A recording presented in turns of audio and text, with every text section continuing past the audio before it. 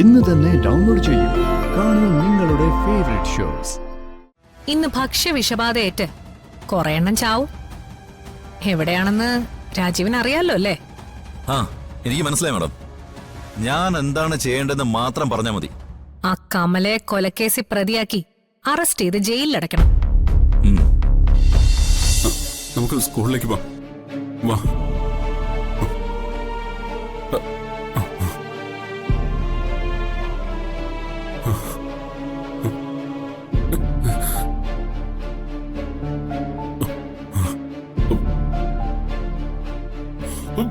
അച്ഛാ, അച്ഛാ, അയ്യോ സജിജ, സജിജ, അയ്യോ.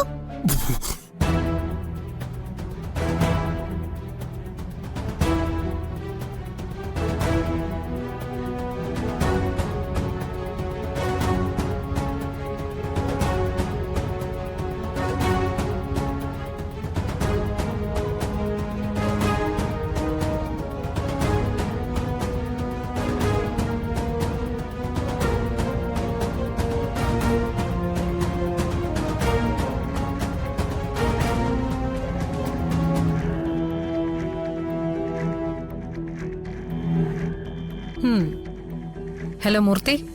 എന്റെ കോളിന് വേണ്ടി മാഡം വെയിറ്റ് ചെയ്യായിരുന്നു എനിക്കറിയാം. ഞാൻ വിചാരിച്ച സമയത്ത് തന്നെ മൂർത്തിയുടെ കോള് വന്നു. പറ മൂർത്തി, എനിക്ക് സന്തോഷം തരുന്ന ആ വാർത്ത പറ. മാഡത്തിന് ഇന്ന് വെറും സന്തോഷമല്ല, സന്തോഷത്തിന്റെ ബമ്പർ ലോട്ടറിയാണ് അടിച്ചിരിക്കുന്നത്. എന്താ ഇത്ര വലിയ ബമ്പർ ലോട്ടറി? മാഡത്തിന്റെ മുഖ്യ ശത്രു ഇന്നത്തോടെ തീരും, എന്നേക്കുമായി. ഇനി അവനെ കൊണ്ടുള്ള ഒരു ശല്യവും മാഡത്തിനുണ്ടാവില്ല. എനിക്കിത് വിശ്വസിക്കാവോ മൂർത്തി? മാഡം പുറത്തേക്ക് നോക്കുമ്പോൾ കാണുന്ന വെളിച്ചം സത്യമാണെങ്കിൽ ഇതും സത്യമാണ്. ഇതുവരെ നമ്മൾ ഇല്ലാതാക്കാൻ നോക്കിയിട്ട് അവനെ ഒന്നും ചെയ്യാൻ കഴിഞ്ഞില്ല. പക്ഷെ ഇതിപ്പോ നമ്മൾ ഒന്നും ചെയ്യേണ്ട കാര്യമില്ല. അവന്റെ വിധി അവനെ ഏറ്റുവാങ്ങിക്കഴിഞ്ഞു. മൂർത്തി പറയുന്നത് എനിക്ക് മനസ്സിലാവുന്നില്ല. അവൻ തീരാൻ പോകുന്നത് നമ്മുടെ ആളുകളുടെ കൈകൊണ്ടല്ല, പിന്നെ അവന്റെ അമ്മയുടെ കൈകൊണ്ട് തന്നെയാ അവൻ തീരാൻ പോകുന്നത്. അതെങ്ങനെ?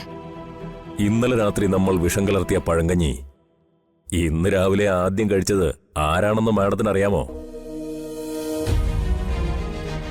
അതും വെറുതെ കഴിച്ചതല്ല, ആ തള്ള അവനെ നിർബന്ധിച്ച് കഴിപ്പിച്ചതാ.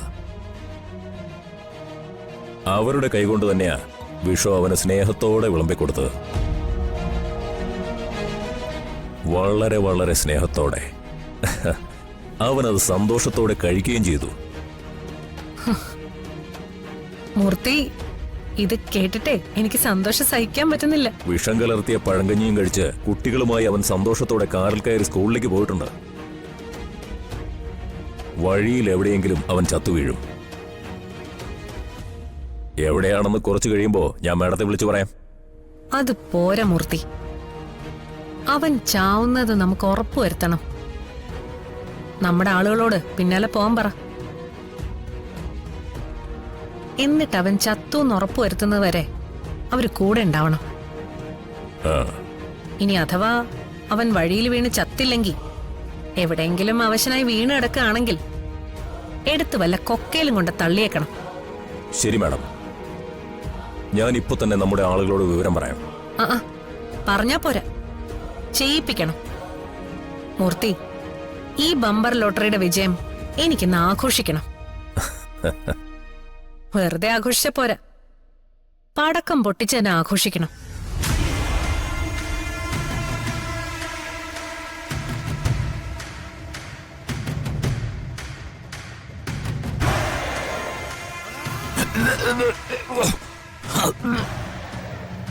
എന്തോ ചേട്ടാ?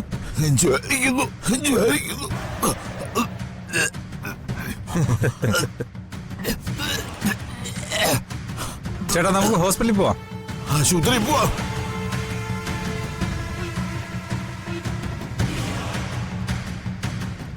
കുറച്ചു ദിവസത്തേക്ക് ഇവിടുന്ന് മാറി നിൽക്കേണ്ടി വന്നാലും അതിന് തയ്യാറായി തന്നെയാ ഞാൻ വന്നിരിക്കുന്നത്.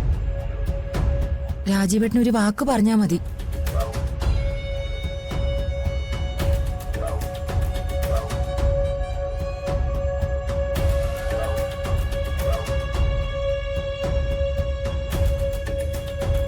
ദേ ഇത് കണ്ടോ, എന്റെ ആഭരണങ്ങളാ. ബാക്കി ആഭരണങ്ങൾ എന്റെ ലോക്കറിലുണ്ട്. ഇതൊന്നും ഇല്ലാതെ തന്നെ നിന്നെ പോറ്റാനുള്ള കഴിവ് എനിക്കുണ്ട്. അതൊക്കെ എനിക്കറിയാം. പക്ഷേ എന്റെ ഭാഗം ഞാൻ ക്ലിയർ ആക്കണമല്ലോ. എടുത്തു ചാടി ഒരു തീരുമാനത്തിലേക്ക് ഇപ്പൊ തന്നെ പോണോ? എടുത്തു ചാടിയല്ലോ, എല്ലാം ആലോചിച്ച് ഉറപ്പിച്ചതല്ലേ. അപ്പോ കഴിഞ്ഞ ദിവസം എന്നെ കെട്ടാൻ തയ്യാറാന്ന് പറഞ്ഞതോ, അത് വെറുതെ പറഞ്ഞാണോ? ഏയ്, ഒരിക്കലും ഇല്ല. നമ്മുടെ കാര്യത്തിൽ ഞാൻ വളരെ സീരിയസ് ആണ്. എന്നാ ഇന്ന് തന്നെ ഏതെങ്കിലും ഒരു അമ്പലത്തിൽ പോയി താലി ചാർത്തി നമുക്കൊരു ജീവിതം തുടങ്ങാം. അല്ലാതെ അമ്മയുടെയും ഗോകുലിന്റെയും സമ്മതത്തിന് വേണ്ടി കാത്തു നിന്നാ അതൊരിക്കലും നടക്കുമെന്ന് എനിക്ക് തോന്നുന്നില്ല. രാജീവേട്ടനോട് ഉള്ളിൽ എന്തോ പേടിയുള്ളതുപോലെയാ ഗോകുല് പെരുമാറുന്നത്. അത് പഴയ കാര്യങ്ങളൊക്കെ എനിക്ക് അറിയാവുന്നോണ്ടായിരിക്കും. എങ്കിൽ അത് തന്നെയാ നമ്മൾ മുതലാക്കേണ്ടത്. ഇന്ന് തന്നെ നമുക്ക് വിവാഹം കഴിക്കാൻ രാജീവേട്ടാ.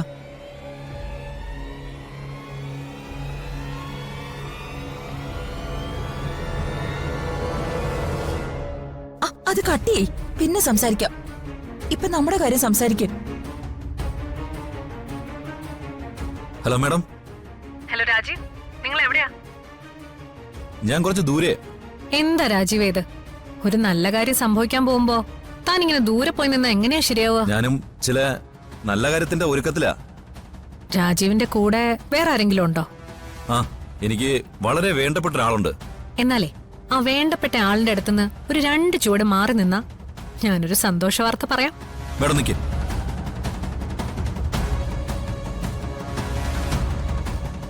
മാഡം ഇനി പറഞ്ഞോളൂ.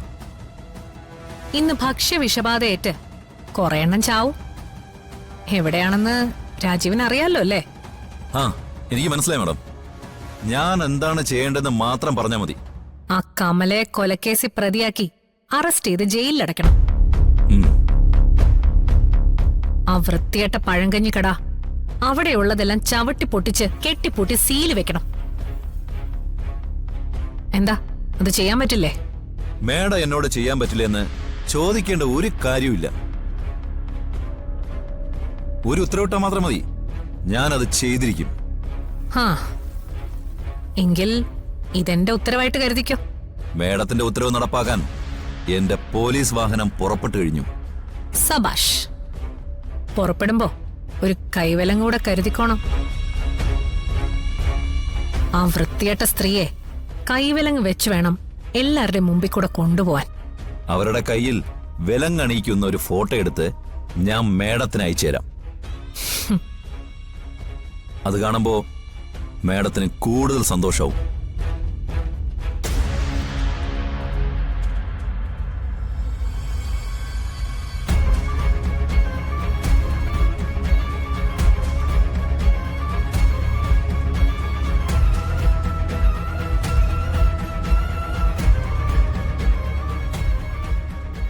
രാജീവേട്ടാ, ഇനിയും ഇങ്ങനെ ഒഴിഞ്ഞു മാറരുത്.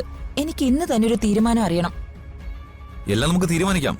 പക്ഷേ അതിനു മുമ്പ് എനിക്കൊരു പ്രധാനപ്പെട്ട ജോലി ചെയ്തു തീർക്കാനുണ്ട്. അതും നമ്മുടെ ജീവിതം സുരക്ഷിതമാക്കാനുള്ള ഒരു വഴിയാണെന്ന് കരുതിയാൽ മതി. രാജീവേട്ടൻ എന്താ പറഞ്ഞു വരുന്നേ? നീ ഒരു കാര്യം ചെയ്യ്. ഇവിടെ നിന്ന് ഒരു ടാക്സി എടുത്ത് ഇപ്പൊ നീ വീട്ടിലേക്ക് പോ. ബാക്കിയൊക്കെ നമുക്ക് പിന്നീട് വർക്കൗട്ട് ചെയ്യാം. രാജീവേട്ടാ, ഒരുമാതിരി. പറഞ്ഞതുപോലെ ചെയ്. എനിക്ക് അല്പം ധൃതിയുണ്ട്. ചെല്ലേ.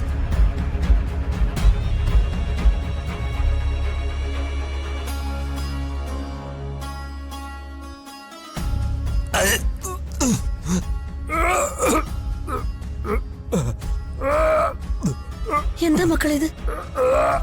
എന്താ ഈ കാണുന്നതൊക്കെ? മക്കളേത് വെള്ളം എടുക്ക്.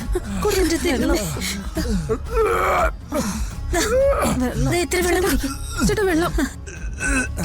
അയ്യോ മോളെ, ഈ പഴങ്കഞ്ഞിയിൽ എന്തോ ഉണ്ട്.